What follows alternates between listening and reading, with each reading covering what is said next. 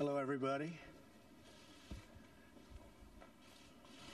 Great to be back in New York with all of our friends and some great friends outside the building, I must tell you.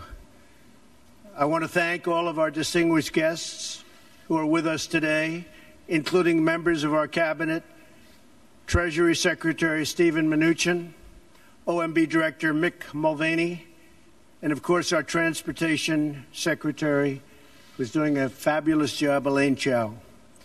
Thank you all for doing a really incredible and creative job on what we're going to be discussing today, which is infrastructure. We've just had a great set of briefings upstairs on our infrastructure agenda. My administration is working every day to deliver the world-class infrastructure that our people deserve and, frankly, that our country deserves. That's why I just signed a new executive order to dramatically reform the nation's badly broken infrastructure permitting process. Just blocks away is the Empire State Building. It took 11 months to build the Empire State Building. But today, it can take as long as a decade and much more than that. Many stories where it takes 20 and 25 years just to get approvals to start construction of a fairly routine highway. Highway builders must get up to 16 different approvals involving 9 different federal agencies governed by 29 different statutes. One agency alone can stall a project for many years and even decades. Not only does this cost our economy billions of dollars, but it also denies our citizens the safe and modern infrastructure they deserve. This over-regulated permitting process is a massive, self-inflicted wound on our country. It's disgraceful. Denying our people much-needed investments in their community, and I just want to show you this because it was just shown me, and I think I'm going to show it to the media. Both real and fake media, by the way. This is what it takes to get something approved today. Elaine, you see that? So this is what it takes. Permitting process flowchart. That's a flowchart. So that can go out to 20 years. This shows about 10. But that could go out to about 20 years to get something approved. This is for a highway. I've seen a highway recently in a certain state. I won't mention its name. It's 17 years. I could have built it for $4 or $5 million without the permitting process. It cost hundreds of millions of dollars, but it took 17 years to get it approved, and many pages of environmental impact studies. This is what we will bring it down to. This is less than 2 years. This is going to happen quickly. That's what I'm signing today. This will be less than 2 years for a highway. So it's going to be quick. It's going to be a very streamlined process. And by the way, if it doesn't meet environmental safeguards, we're not going to approve it. Very simple.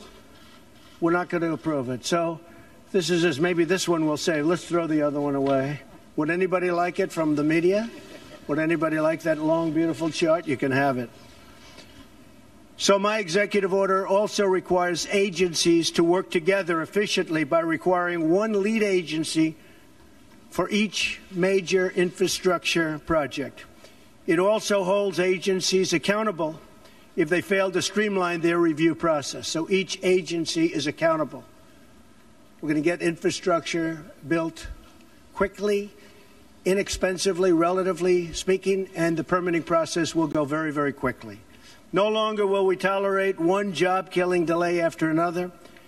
No longer will we accept a broken system that benefits consultants and lobbyists at the expense of hardworking Americans.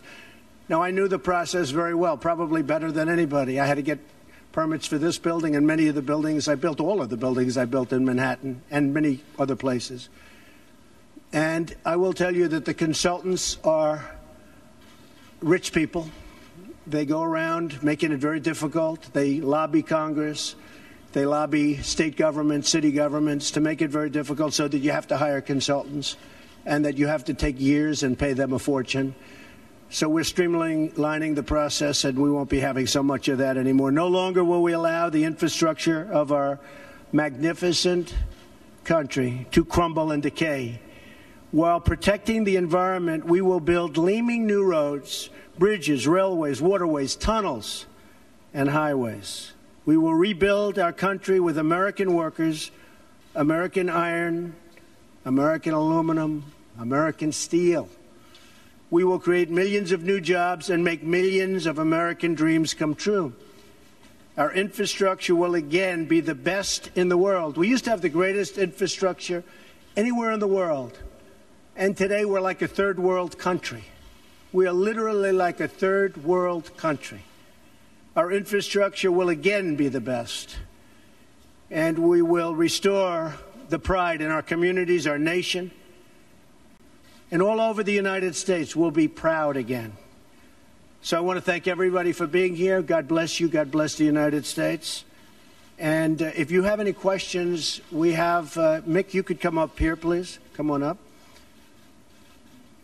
Mick Mulvaney. If you have any questions, please feel free to ask. Why do you think these CEOs are leaving your manufacturing council? Because they're not taking their job seriously as it pertains to this country. We want jobs, manufacturing in this country. If you look at some of those people that you're talking about, they're outside of the country. They're having a lot of their product made outside. If you look at Merck as an example, take a look where, take a look at where their product is made. It's made outside of our country. We want products made in the country. Now, I have to tell you, some of the folks that will leave, they're leaving out of embarrassment because they make their products outside. And I've been lecturing them, including the gentleman that you're referring to, about you have to bring it back to this country. You can't do it necessarily in Ireland and all of these other places. You have to bring this work back to this country. That's what I want. I want manufacturing to be back into the United States so that American workers can benefit. Let me ask you, why did you wait so long last week? I didn't wait long. I didn't wait long. I didn't wait long. I wanted to make sure, unlike most politicians, that what I said was correct. Not make a quick statement. The statement I made on Saturday, the first statement, was a fine statement. But you don't make statements that direct unless you know the fact. It takes a little while to get the facts. You still don't know the facts. And it's a very, very important process to me. And it's a very important statement. So I don't want to go quickly and just make a statement for the sake of making a political statement. I want to know the facts. If you go back to my, in fact, I brought it.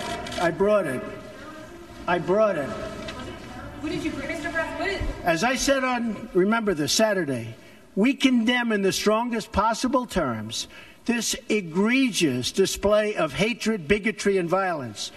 It has no place in America. And then I went on from there. Now, here's the thing. As to, excuse me, take it nice and easy. Here's the thing. When I make a statement, I like to be correct. I want the facts. This event just happened. In fact, a lot of the event didn't even happen yet as we were speaking. This event just happened. Before I make a statement, I need the facts. So I don't want to rush into a statement. So making the statement when I made it was excellent. In fact, the young woman, who I hear is a fantastic young woman, and it was on NBC, her mother wrote me and said, through, I guess, Twitter, social media, the nicest things, and I very much appreciated that. I hear she was a fine, really actually an incredible young woman, but her mother on Twitter thanked me for what I said. And honestly, if the press were not fake, and if it was honest, the press would have said what I said was very nice. But unlike you and unlike the media, before I make a statement, I like to know the facts. They don't. How about a couple of infrastructure questions? Was that terrorism? Say it, what? CEO of Walmart said you missed a critical opportunity to help bring the country together. Did you? Not at all. I think the country, look, you take a look. I've created over 1 million jobs since I'm president. The country is booming. The stock market is setting records. We have the highest employment numbers we've ever had in the history of our country. We're doing record business. We have the highest levels of enthusiasm. So the head of Walmart, who I know, who's a very nice guy, was making a political statement. I mean, ask him how he's doing. I do it the same way. And you know why? Because I want to make sure, when I make a statement, that the statement is correct. And there was no way of making a correct statement that early. I had to see the facts, unlike a lot of reporters. Nazis were there. I didn't know David Duke was there. I wanted to see the facts. And the facts, as they started coming out, were very well stated. In fact, everybody said his statement was beautiful. If he would have made it sooner, that would have been good. I couldn't have made it sooner because I didn't know all of the facts. Frankly, people still don't know all of the facts. It was very important. Excuse me. It was very important to me to get the facts out and correctly, because if I would have made a fast statement, and the first statement was made without knowing much other than what we were seeing. The second statement was made after with knowledge, with great knowledge. There's still things, there's still things that people don't know. I want to make a statement with knowledge. I wanted to know the facts. Okay. Two questions. Was this terrorism? And can you tell us how you're feeling about your chief strategist? Well, I think the driver of the car is a disgrace to himself, his family, and this country. And that is, you can call it terrorism. You can call it murder. You can call it whatever you want. I would just call it as the fastest one to come up with a good verdict. That's what I'd call it. Because there is a question. Is it murder? Is it terrorism? And then you get into legal semantics. The driver of the car is a murderer. And what he did was a horrible, horrible, inexcusable thing. Can you tell us how you're feeling about your chief strategist, Mr. Bannon? Can you talk about that? I would echo Maggie's question. Steve Bannon has come. I never spoke to Mr. Bannon about it. Tell us broadly what your do you still have confidence in Steve? Well, we'll see. And look, I like Mr. Bannon. He's a friend of mine. But Mr. Bannon came on very late. You know that. I went through 17 senators, governors, and I won all the primaries. Mr. Bannon came on very much later than that.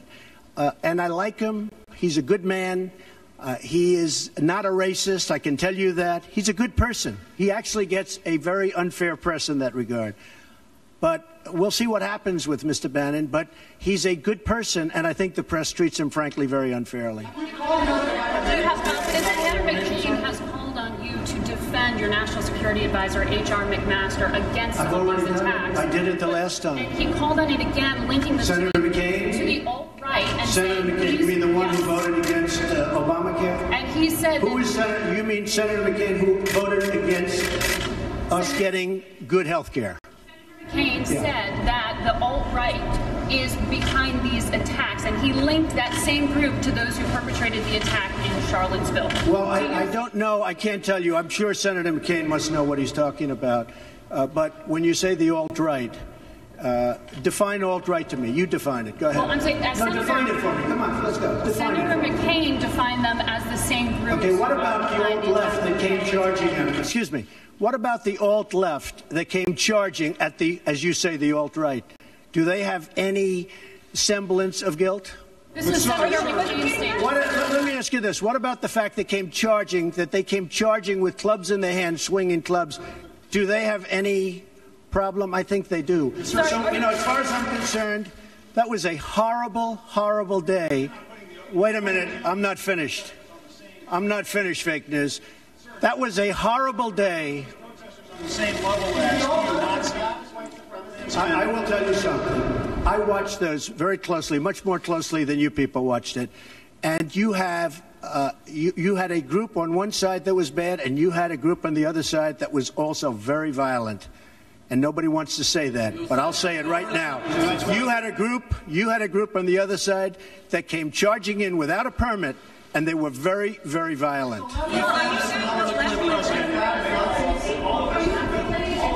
Go ahead. Do you think that what you call the alt-left is the same as neo-Nazis? Those people, all of those people, excuse me, I've condemned neo-Nazis. I've condemned many different groups, but not all of those people were neo-Nazis, believe me. Not all of those people were white supremacists by any stretch. Those people were also there because they wanted to protest the taking down of a statue, Robert E. Lee. So, excuse me, and you take a look at some of the groups and you see, and you know it if you were honest reporters, which in many cases you're not, but many of those people were there to protest the taking down of the statue of Robert E. Lee. So, this week it's Robert E. Lee. I noticed that Stonewall Jackson's coming down. I wonder, is it George Washington next week? And is it Thomas Jefferson the week after? You know, you really do have to ask yourself, where does it stop? But they were there to protest, excuse me, you take a look the night before, they were there to protest the taking down of the statue of Robert E. Lee. Infrastructure question, go ahead. Should statues of Robert E. Lee stay up? I would say that's up to a local town, community, or the federal government, depending on where it is located. Are you against the Confederacy? How concerned are you about race relations in America? And do you think things have gotten worse or better since you took office? I think they've gotten better or the same. Look, they've been frayed for a long time, and you can ask President Obama about that because he'd make speeches about it. But I believe that the fact that I brought in, it will be soon, millions of jobs. You see where companies are moving back into our country. I think that's going to have a tremendous positive impact on race relations. We have companies coming back into our country.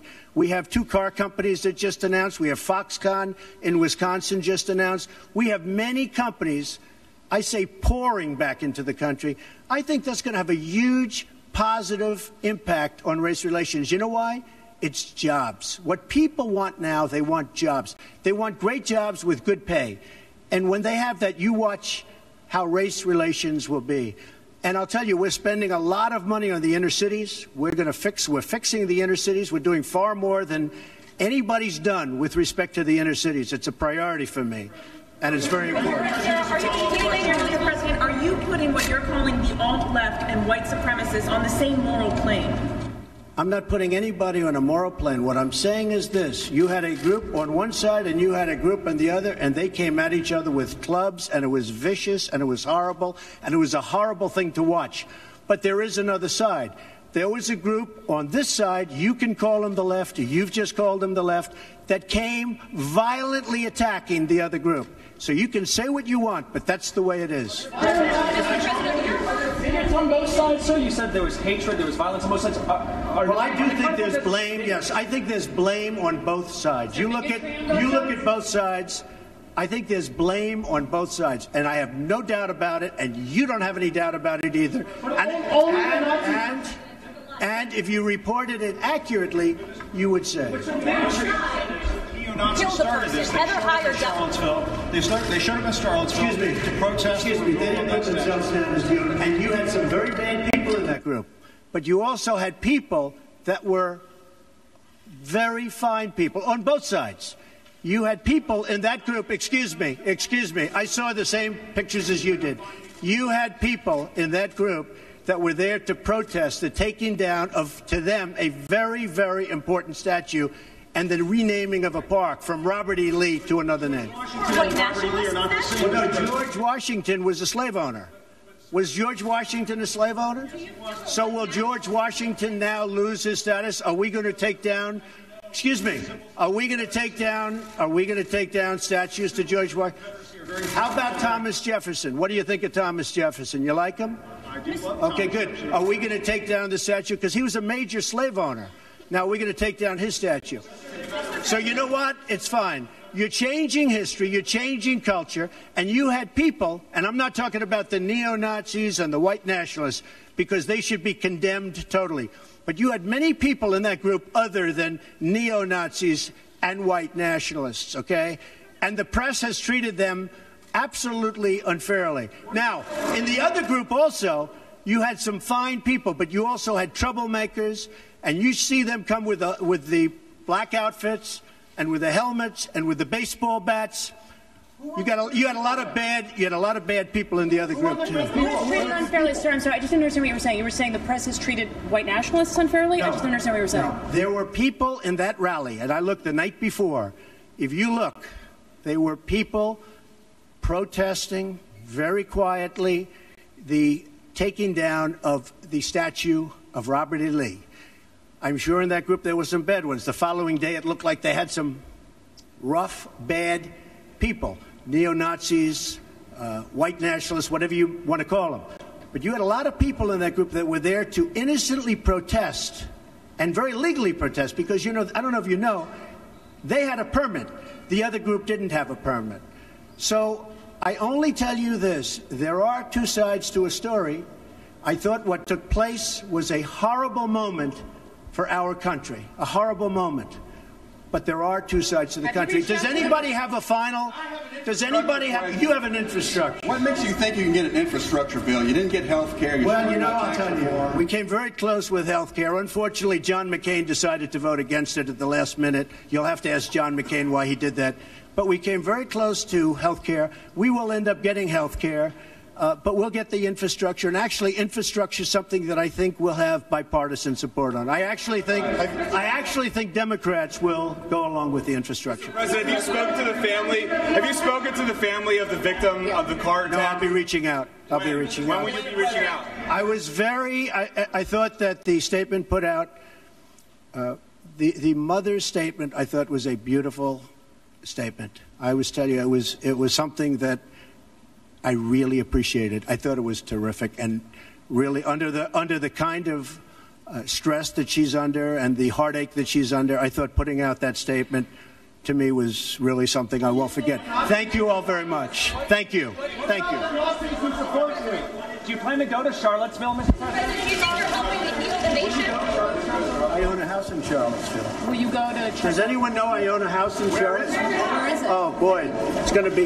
It's in Charlottesville. You'll see. Is it near the winery or something? It is the winery. Will you go to visit to try to? I mean, I know a lot about Charlottesville. Charlottesville is a great place that's been very badly hurt over the last couple of days. But I own actually one of the largest wineries in the United States. It's in Charlottesville.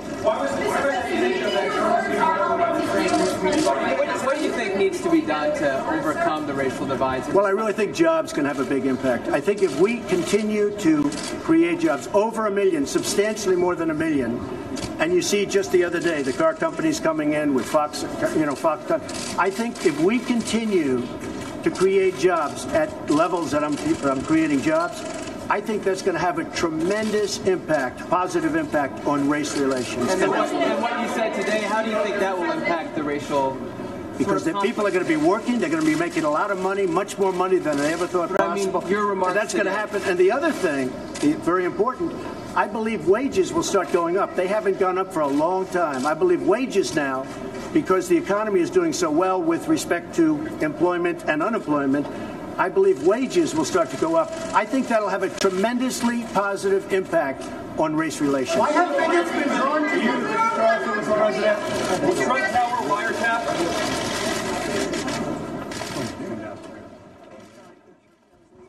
All right, everyone. So President Trump holding that press conference outside of those golden elevators at Trump Tower in New York City. So he announced the executive order on infrastructure, but of course the reporters there took this opportunity to ask the president about the incidents that took place in Charlottesville over the weekend. You could see many of the questions, many of the topics addressed, all centered around the incident in Charlottesville. President Trump saying there is blame on both sides, and President Trump believing that jobs and more jobs will heal race relations in America. Again, you are watching Fox News Now here on fox10phoenix.com. A live look coming in from Trump Tower. Yeah, we'll take questions. No, we'll face you. We just thought you were tired. I think we're good. We thought you were tired. We're very high energy.